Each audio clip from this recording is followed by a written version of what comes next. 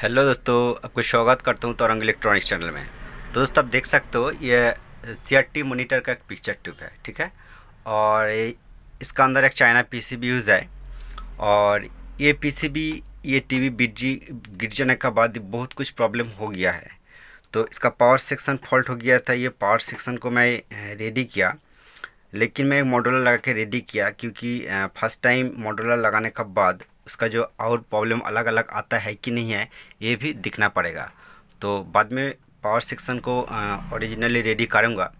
तो दोस्तों लास्ट एक प्रॉब्लम मिला है, तो आपको इस वीडियो में वही दिखाऊंगा। आप ये वीडियो शुरू से लास्ट तक देखिए, आपका बहुत नॉलेज मिल जाएगा, ठीक है। तो इसका मेन प्रॉब्लम क्या है? तो इसका मेन प्रॉब्लम है ये जो रेगुलेटर होता है 5 वोल्ट और ये जो 8 वोल्ट, ठीक है।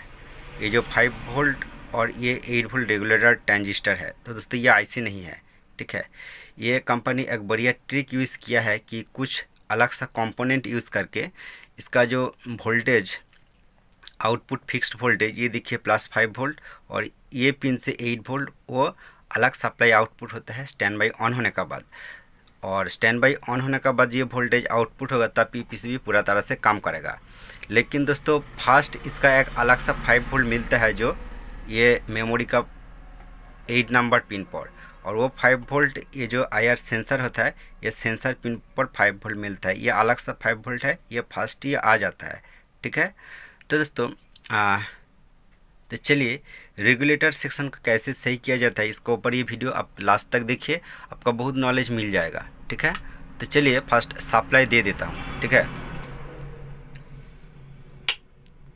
तो दोस्तों मैं सप्लाई दे दिया, और ये पीसीबी स्टैंड बाई से ऑन है कि नहीं है ये चेक करने के लिए आपको ये आईसी का जो 64 नंबर पिन है ये लास्ट पिन पर आपको चेक करके देखना होगा कुछ वोल्टेज है कि नहीं है।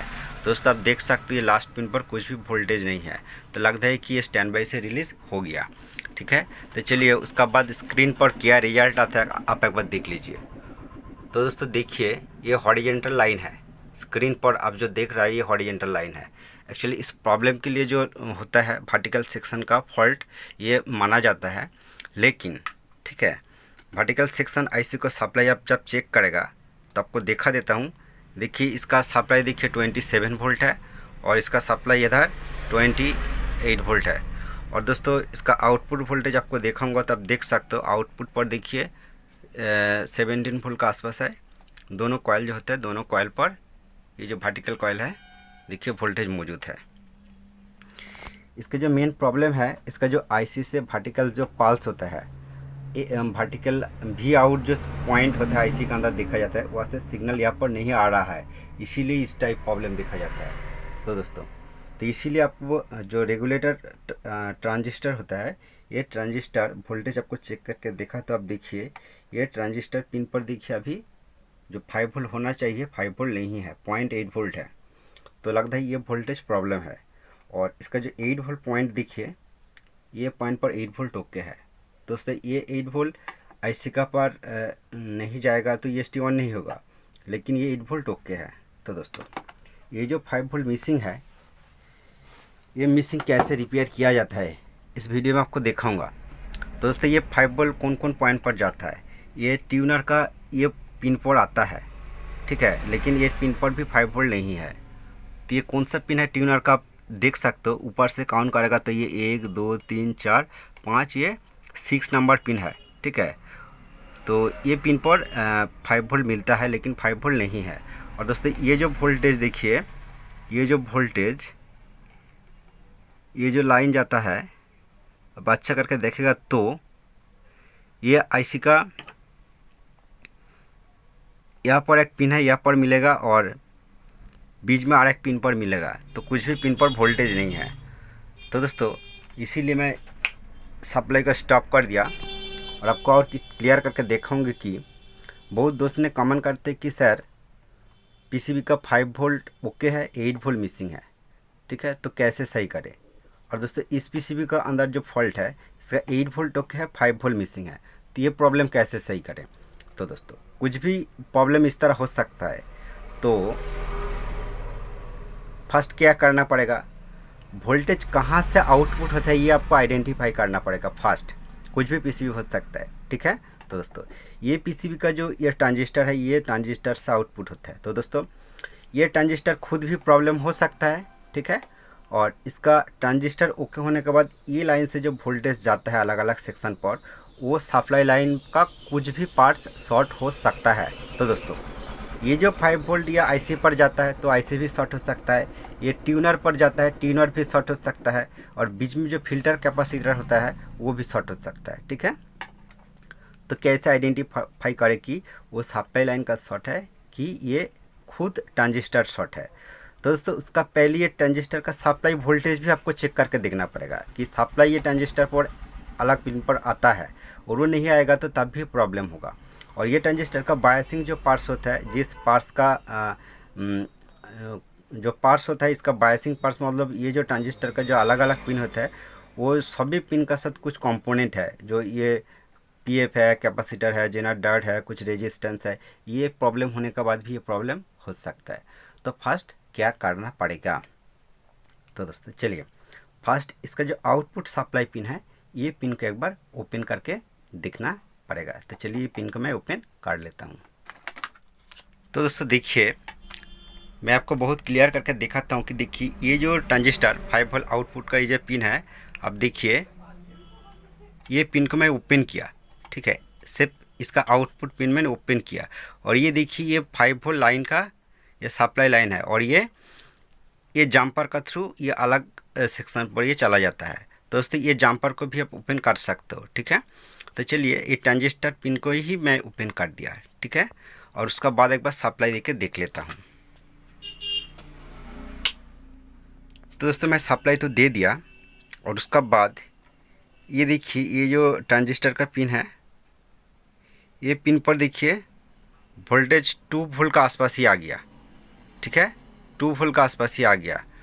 तो क्या लगता है, तो दोस्तों ये ट्रांजिस्टर खुद भी प्रॉब्लम हो सकता है। और उसका बाद ये जो अलग रेगुलेटर ट्रांजिस्टर है यहाँ पर दोस्तों देखिए 8 वोल्ट ओके है, ठीक है। तो क्या करना पड़ेगा, तो चलिए ये पीसीबी को मैं स्टॉप कर देता हूँ। तो दोस्तों स्टॉप करने का पहले आप देखिए इस तरह सेम प्रॉब्लम है क्योंकि 5 वोल्ट मिसिंग है, ठीक है। तो चलिए मैं स्टॉप कर दिया, और उसका बाद क्या करना पड़ेगा। दोस्तों फर्स्ट आपको एक बार बता देता हूँ, यहाँ पर जो 2 ट्रांजिस्टर सेम नंबर का ट्रांजिस्टर है, या जो ये रेगुलेटर ट्रांजिस्टर है, यहाँ पर आप कौन कौन ट्रांजिस्टर यूज़ कर सकते हो मैं स्क्रीन पर दे देता हूँ, आप देख लीजिए, ठीक है। तो दोस्तों इस प्रॉब्लम के लिए ये ट्रांजिस्टर को एक बार चेंज करना ही पड़ेगा। तो तब भी इसका जो सप्लाई वोल्टेज होता है थोड़ा सा एक बार चेक करके दिखा देता हूँ कितना वोल्ट आता है। मैं फिर भी टीवी को ऑन कर दिया, और इसका सप्लाई पिन पर वोल्टेज इस टाइम देखिए दोस्तों यहाँ पर ये 11 वोल्ट मौजूद है। तो कोई बात नहीं, दोबारा मैं स्टॉप कर देता हूँ। और ये ट्रांजिस्टर को चेंज करने का पहले ये ट्रांजिस्टर का पिन का साथ जो जो पार्ट्स है सभी आपको एक बार चेक करके देखना पड़ेगा, ठीक है। तो चलिए मैं थोड़ा सा चेक कर लेता हूँ। तो दोस्तों मैं कैमरा को स्टैंड पर रख दिया क्योंकि आपको देखने के लिए बहुत अच्छा हो जाएगा, और मीटर को मैं कॉन्टिन्यूटी मोड पर मैं रख देता हूँ। और उसका बाद मैं एक शॉर्टिंग प्रॉब्लम मिला है, आप देख सकते हो ये जो ट्रांजिस्टर का ये नीचे वाला पिन है, ठीक है, ये पॉइंट से देखिए यहाँ पर एक जेनर है, ये देखिए जेनर पूरा शॉर्ट हो गया है। आप देख सकते हो 12 वोल्ट का आसपास ये रीडिंग दे रहा है, और मैं उल्टा करके मैं जब देख लेता हूँ तो आपको भी दिखाता हूँ। देखिए ये शॉर्टिंग देखा जाता है, ये पोजीशन पर एक डायोड है। तो दोस्तों तो हो सकता है कि ये जेनर डायोड शॉर्ट हो गया और ये ट्रांजिस्टर भी फॉल्ट हो सकता है। तो दोस्तों फर्स्ट ये जेनर डायोड को ही ओपन करके एक बार देखना पड़ेगा। तो चलिए ये डायोड को मैं इस तरह इधर से ओपन कर देता हूँ।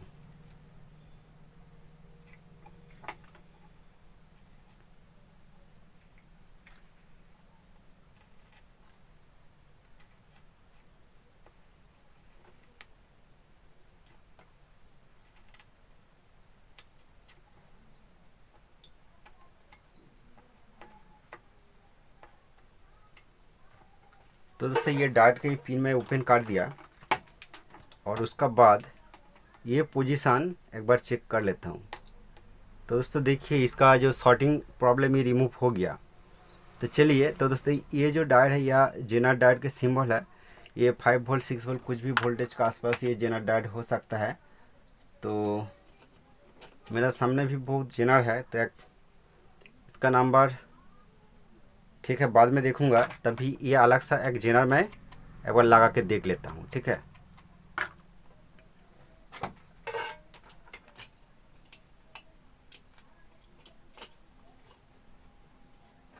तो लगता है ये 6 वोल्ट का जेनर डायोड है। तो चलिए एक बार लगा के ही मैं देख लेता हूँ। ठीक है, ऊपर से ही मैं लगाता हूँ।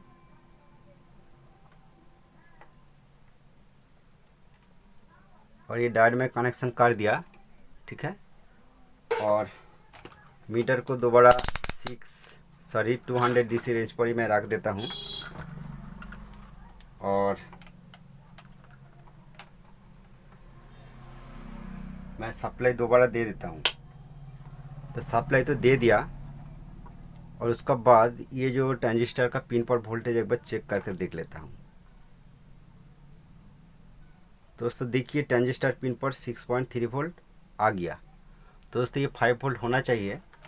आप मीटर पर फॉलो कीजिए, 5.8 वोल्ट आ गया। ठीक है, तो चलिए ये मैं लाइन स्टॉप कर देता हूँ और अलग सा और एक डायोड लगा के मैं देख लेगा कि यहाँ पर तो 5 वोल्ट होना चाहिए। मेरा पास ये और एक भी डायोड है, ये 5 वोल्ट का डायोड है। ठीक है, तो ये डायोड एक बार लगा देता हूँ। तो ये 5 वोल्ट डायोड लगाया, और उसके बाद चलिए और एक बार सप्लाई दे के देख लेता हूँ वहाँ पर कितना वोल्ट आता है। दोस्तों मीटर पर फॉलो कीजिए, ये पिन पर देखिए इस टाइम 4.4 वोल्ट आ गया। ठीक है, तो कोई बात नहीं, ये वोल्टेज काम चल जाएगा। तो उसका बाद क्या करना पड़ेगा दोस्तों, देखिए मैं ये जो पिन को मैं ओपन करके रखा है, ये पिन को मैं सोल्डरिंग कर लेता हूँ।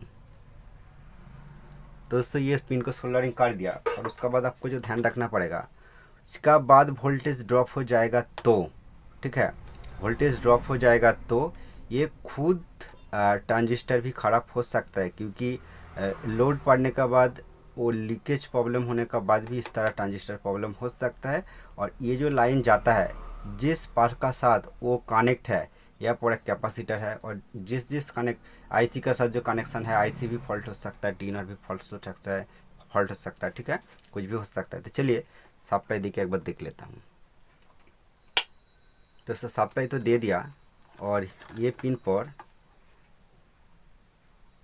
देखिए 4.67 वोल्ट ये हो गया। तो लगता है ये वोल्टेज काम चल जाएगा, कुछ भी प्रॉब्लम नहीं होगा। और ट्यूनर का पिन पर जो 5 वोल्ट आना चाहिए, देखिए दोस्तों ट्यूनर पिन पर भी 5 वोल्ट ये आ गया। और दोस्तों ये आईसी का ये जो पिन है आपको दिखाता हूँ, ये पिन नहीं है, ये जो 32, 33, 34, 35, 36 दोस्तों आईसी का 36 पिन पर ये वोल्टेज आता है। ठीक है, 36 पिन, और वो वोल्टेज जो जाता है ये पिन पर, ये 47 नंबर पिन पर। तो दोस्तों ये 40 नंबर 6 पिन पर भी वोल्टेज ओके आ गया। और जिस टाइम ये 2 पिन पर वोल्टेज आएगा, तो इसका आईसी से जो वर्टिकल आउट जो सिग्नल होता है वो वर्टिकल आईसी पर चला जाएगा। चलने के बाद ये फॉल्ट सॉल्व हो जाता है, आप देख सकते हो। ठीक है दोस्तों, उम्मीद करता हूँ ये वीडियो में आपको बहुत कुछ नॉलेज मिला है। और ये वीडियो अच्छा लगे तो प्लीज़ एक लाइक कर दीजिए, और ये चैनल पर अपना है तो प्लीज़ चैनल को ज़रूर सब्सक्राइब करके रखिए। तो दोस्तों ये पीसीबी बिजली गिर जाने के बाद फॉल्ट हो गया, तो और कुछ भी प्रॉब्लम हो सकता है। तो नेक्स्ट जो प्रॉब्लम आएगा मैं आपको सब कुछ क्लियर करके दिखाऊंगा। ठीक है दोस्तों।